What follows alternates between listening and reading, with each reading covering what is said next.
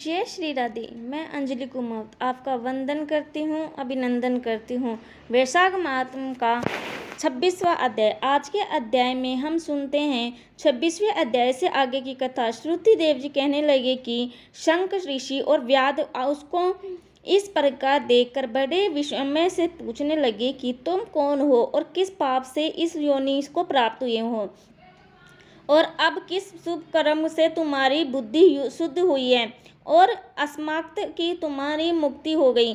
शंख के इस प्रकार पूछने पर पृथ्वी पर दंडवत गिरकर सिर झुका और हाथ जोड़ने लगा कि मैं कुसिद्ध मुनि का पुत्र रोचक नाम वाला प्रयागराज का ब्राह्मण था। आसन शयन निंद्रा को लोकचर्या ब्याज लेना नहीं, यही मेरा काम था। मेरी किसी के प्रति श्रद्धा नहीं थी। इसी तरह एक समय भगवान के प्रिय वैशाख मास में जयंत नाम का एक ब्राह्मण वहां आया और उस क्षेत्र में रहने वाले बहुत से हजारों स्त्री पुरुष उससे वैशाख मास की कथा सुनने लगे।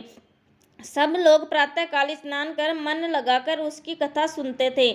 मैं केवल कौतुक देकर ही के लिए उस सभा में जाया करता था कि मैं सिर पर पगड़ी बांध पान चबाकर बड़े दम्भ से वहां जाकर लोगों से इधर उधर की बातें करता और उनको मन कथा से हटाता था।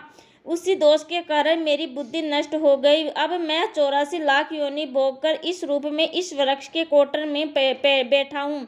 देव योग से आपके मुख से निकली हुई कथा को सुनकर मेरे सब पाप नष्ट हो गए और दिव्य देह धारण घर आपकी शरण में आया हूँ। मैं अब नहीं जानता कि आप मेरे कौन से जन्म के बंधु हैं।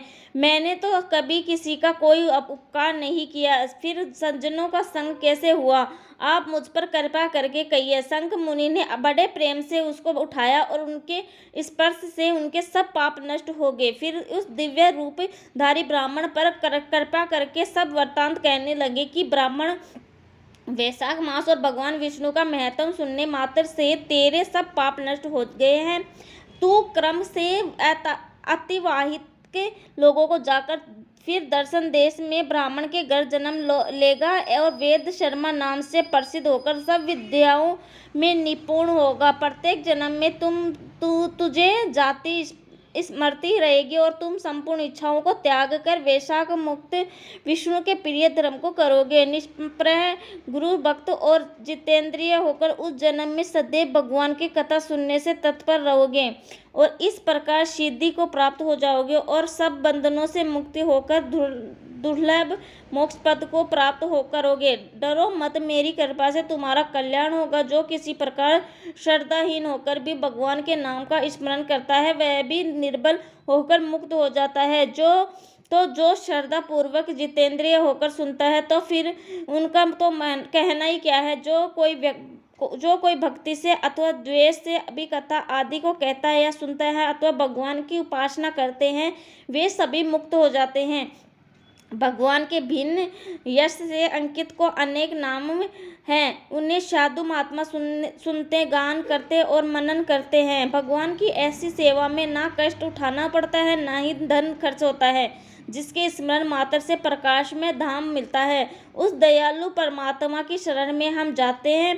तुम भी उस नारायण की शरण में जाओ। वैशाख मुक्त धर्म के कार्यों को करो, इसी से भगवान तुम पर प्रसन्न होंगे। ऐसे कहकर मुनीश्वर चुप हो गए। तब व्याध को देखकर वह दिव्य पुरुष मुनीश्वर से कहने लगा कि महाराज, मैं धन्य हूँ। आपकी कृपा से मेरे पूर्ण भाग्योदय हो गए हैं। आपने मुझ पर बड़ी कृपा की जिससे मेरी यह दुष्ट योनि चली गई। ऐसा कहकर वह परिक्रमा कर आज्ञा ले स्वर्ग लोक को चला गया।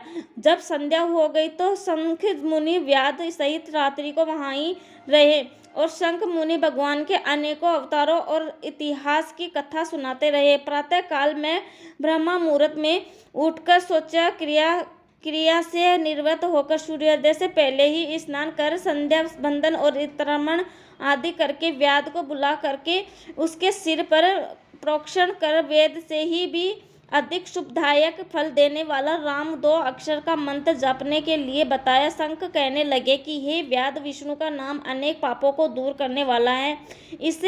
इससे हे व्याध तुम निरंतर राम नाम का जाप करो, यह संसार के सब बंधनों को काटने वाला है।